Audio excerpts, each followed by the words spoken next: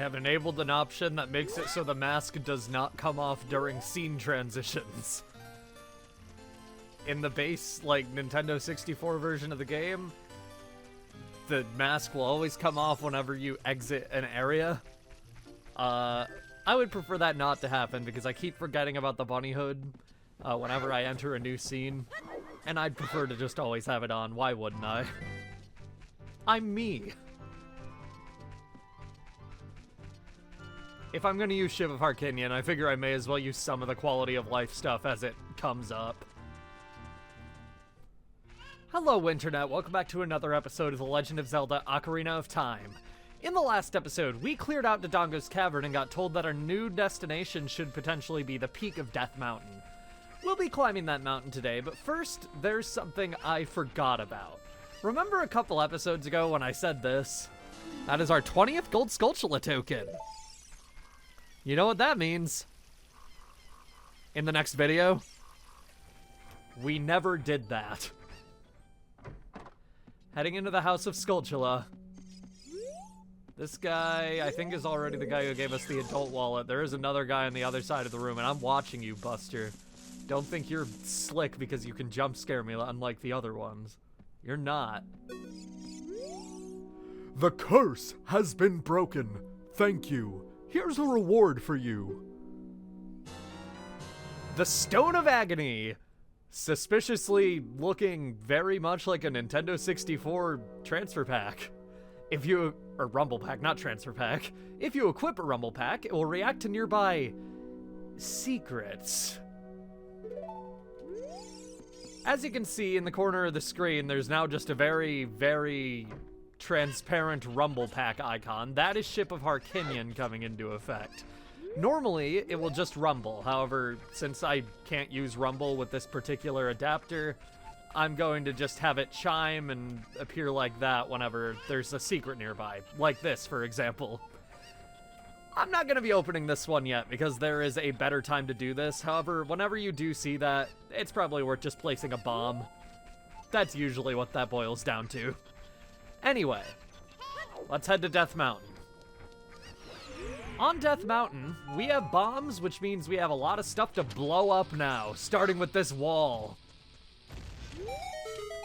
I'm really glad that worked, because bombs are kind of hard to come by outside of dungeons where you can kill Beamos for them, and they're really expensive to replace, too. In here, there is a Gold Skulltula.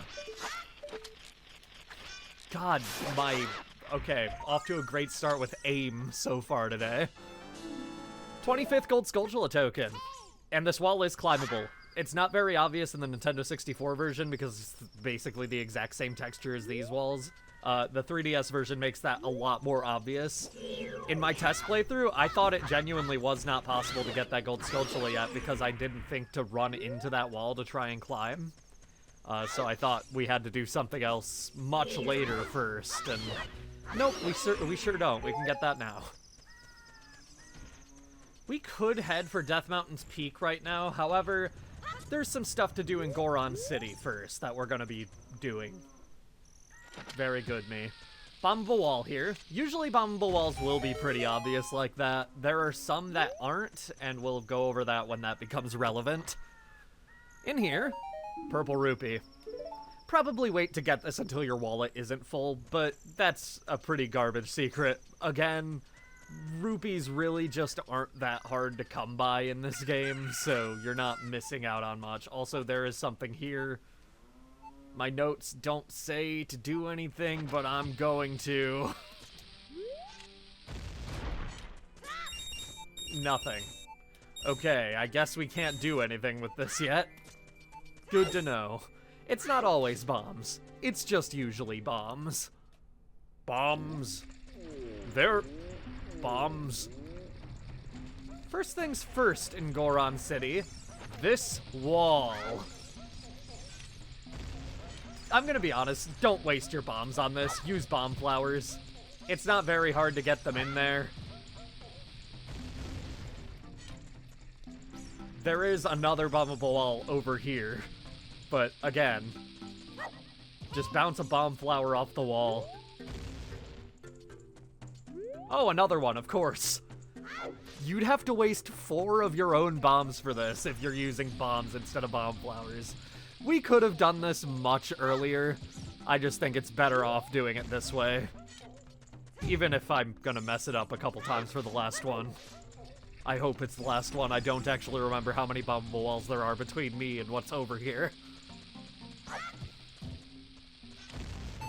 There we go. Hello, sir. You're really medium-sized. I'm working on something really cool right now, but I think it's going to take a while.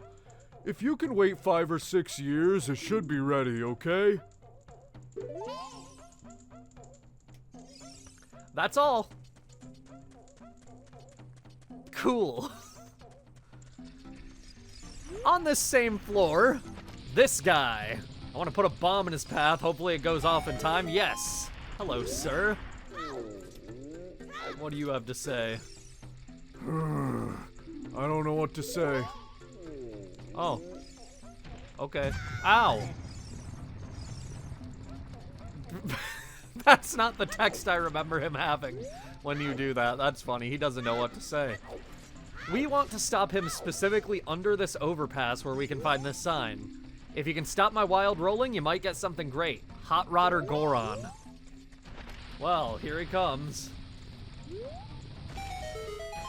There we go. He does have a hitbox, so the bomb will explode on him. You don't need to time it. I don't know what to say. What? Was I not in the right spot? I guess maybe in the middle? Huh. I know we have to stop him in this overpass. To make a long story short, I had the bunny hood on, which overrides his actual dialogue. He had dialogue for if you stop him anywhere other than the overpass that was replaced by him not knowing what to say because I was wearing the bunny hood.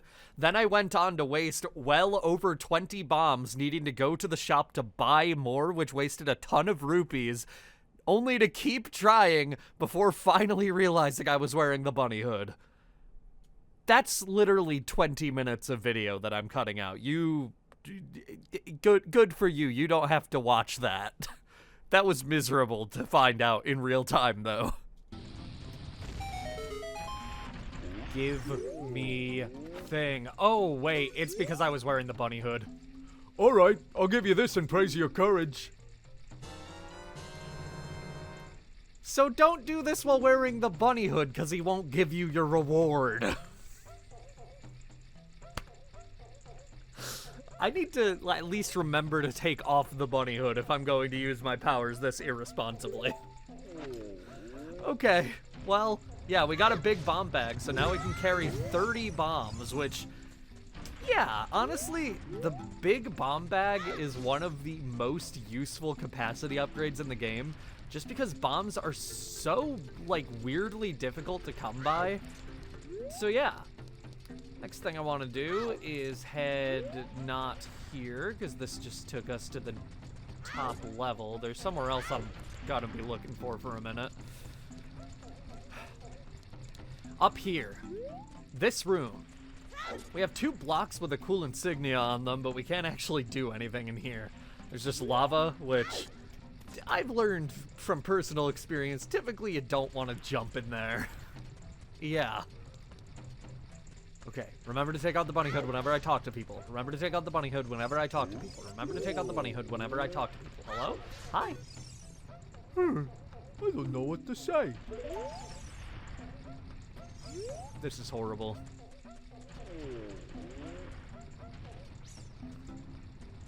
Up here on the top of the city, there's these 3 rocks. I threw that too far. Yeah, the bomb bag is especially useful when you waste bombs as fast as I do. I'm gonna blow up all of them, just for fun. And we can head over here. In this room. Rock Maze. So, me getting super into Ocarina of Time as a game started recently. But before that, I do have a vivid memory of watching a stream from my friend Katsune Niku where she was in this room in a randomizer. And I was just thinking, what the hell is this room? Because at that point in time, I didn't even really like this game. I wasn't, you know, super familiar with it. Obviously, I'd played it as a kid, but I wasn't, like, overly familiar with all of its dungeons and areas. This room just looked like a bad Mario Maker level to me. But, I mean, yeah, in a randomizer, this is a pretty good room. I'm pretty sure there's 3 chests in here, but yeah. Shout out to Katsune Niku because, her streams are really fun. Even her, like, non-Pokemon streams. If you've seen her Nuzlocke stuff, that's good. That's what she, you know, is probably most known for, but she does a lot of stuff, and it's all cool. It's a gold Skulltula at the end here in that box. I almost said rock, but you don't bump into a rock to blow it up. 26 tokens now, not bad. And we have 2 chests in here. The first, purple rupee. Recouping some of my losses from my wasted bombs. And in this one, another purple rupee, recouping all of my losses. Cool. We can also blow up this rock, I believe, to get to another area of the room. However, a bomb will not destroy this rock, and there is no way past. So, yeah, we'll have to be coming back here later. Yeah, I just wanted to share that little story because, I don't think with, like, I don't know, I don't watch a lot of streams, including from my friends, which I'll always feel a little guilty about, but I just don't have the attention span for it. But I just wanted to shout out Niku here because, that is one of my formative memories involving Goron City from Ocarina of Time. So, that big Mario Maker level room that I just went through is pretty much the last thing there is to do in Goron City right now with bombs. We'll be back here later, but yeah, Goron City really is not the most content-filled settlement in this game. Which is fine, because Castletown and Kakariko Village are arguably too content-filled, so no, they're not. That's not true at all, but I don't think there's such a thing, actually. But in this instance, Goron City is just a little bit lame in comparison to the other ones. But it makes the Gorons happy, and I think that's what matters in a home. Heading back over here, we're going to start climbing now. We have to get to the peak of Death Mountain. I'm going to start by throwing a rock at this boulder, and then at that boulder, and then at that boulder, if you couldn't have guessed. And of course that explosion didn't hit it, even though it was right next to it. Why would it? We don't actually need to blow up this one, I guess, so that's okay. And what? Blow up! Thank you. Jeez. Good timing with that one, or you can throw it onto the corner there. I'm probably gonna have to time this. One sec. There we go. There's also a red rupee under this one. It's a nice free 20 rupees for no real reason. Up here, there's another bombable rock. One sec. Shield me. Let's jump in here to find a cow, a bunch of rupees, and 3 recovery hearts. Knowing that Epona's song works to get milk from cows does make this a little less weird. Like, this is a pretty useful place, but I didn't know Epona's song had that effect until, like, hours and hours of research into planning this Let's Play. Which brings me to another Snapcube clip, because, Penny found out instantly to play Epona's song to get milk from a cow at one point in her series, and just, it's incredible. Death Mountain will erupt occasionally as you are starting to climb it. You can have the shield out, and even if you have your head poking out like this, falling rocks never hurt anybody. Mario 64 had watch for rolling rocks, Ocarina of Time has watch for falling rocks.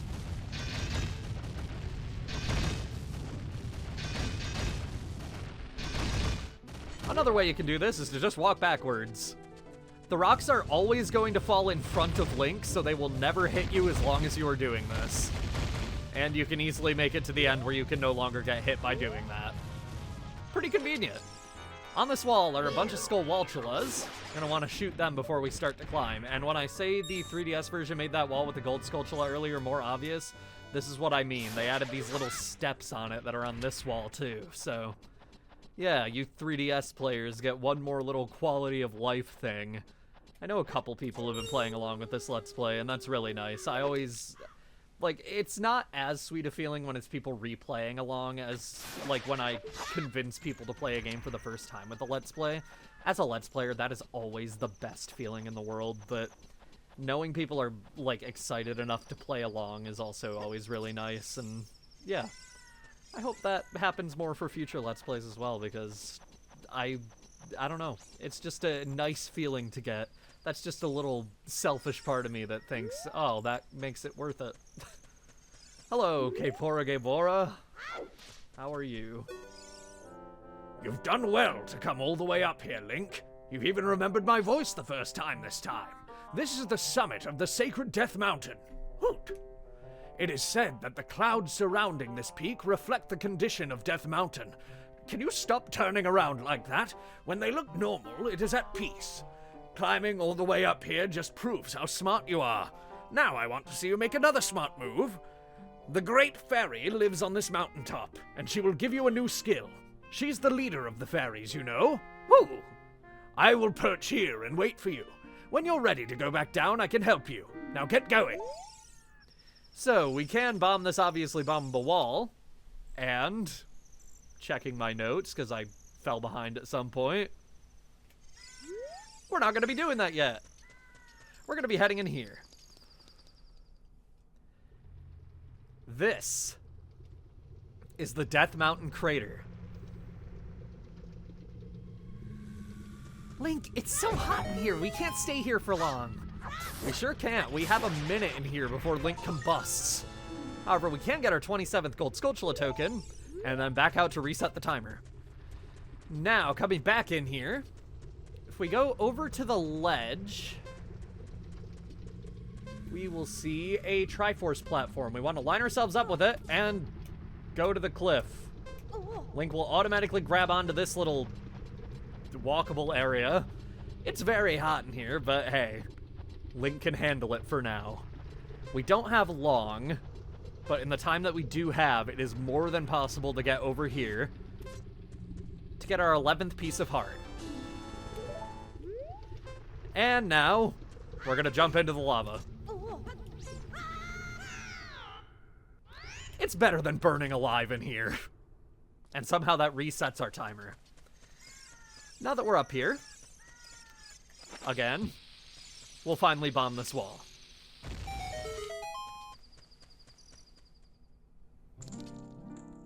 Great Fairy's Fountain. When we see a Triforce symbol, we play Zelda's Lullaby. Get that in your head if it's your first time playing this, because this is one of the most useful things you can ever remember. That's not Zelda's Lullaby. C-Stick, sorry.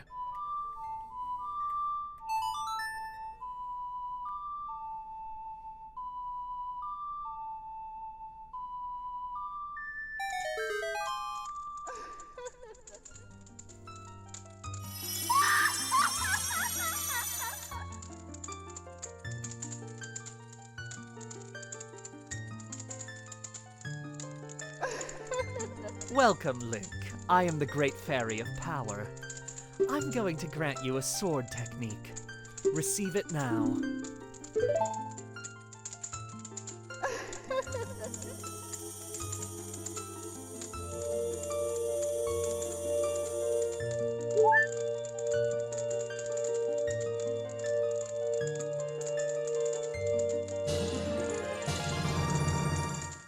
You mastered the secret sword technique of the spin attack! Hold B to charge your weapon, release B to unleash a wave of energy with your spin. If you want to release energy without charging your weapon, just rotate the control stick once and press B for a very effective quick spin. When you charge power for a spin attack, magic power will be consumed. Pay attention to your green magic meter, your visible meter. Hey boy, you're a messenger of the royal family, aren't you? Next time you're in their neighborhood, you should drop in on a friend of mine who lives by Hyrule Castle. She'll surely grant you another new power. When battle has made you weary, please come back to see me.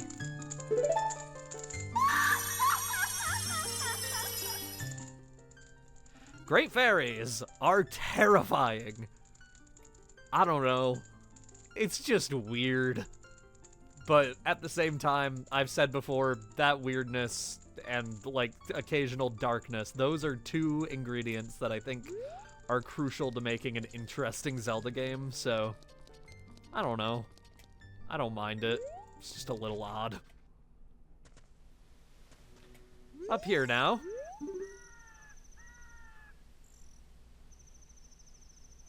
I want to demonstrate our new spin attack first. We do have a little wave now with our normal one. However, we can also charge our spin attack not once, but twice to get a massive wave around us. And it doesn't consume that much magic. Yeah.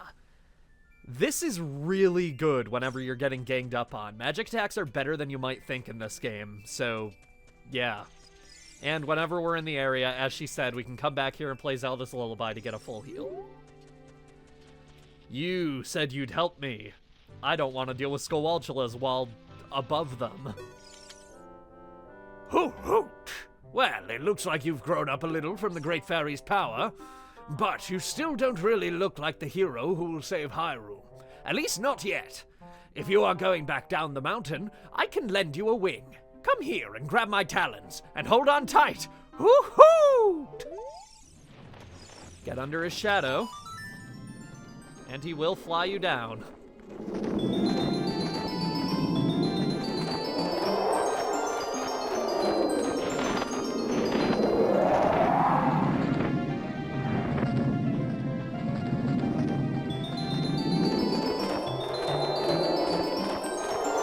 Right back to Kakariko Village.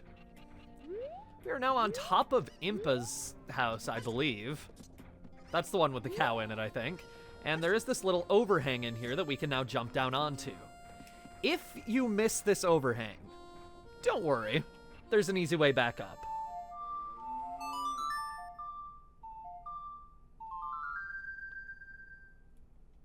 Playing the Sun Song in a settlement like this will take you back to whatever entrance you used, and since we literally just got here by owl, we'll get here by owl again. Speak of the devil, I messed it up by doing a backflip instead of just jumping like a normal person.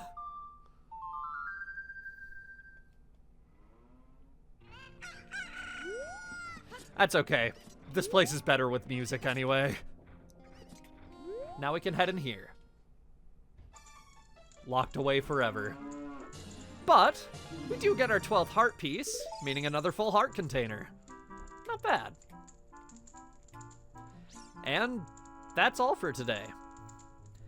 Next time on The Legend of Zelda Ocarina of Time, we do everything we can outside of Kakariko Village and Death Mountain now that we have bombs. Still waiting on the lamp oil and ropes, though. See you guys then.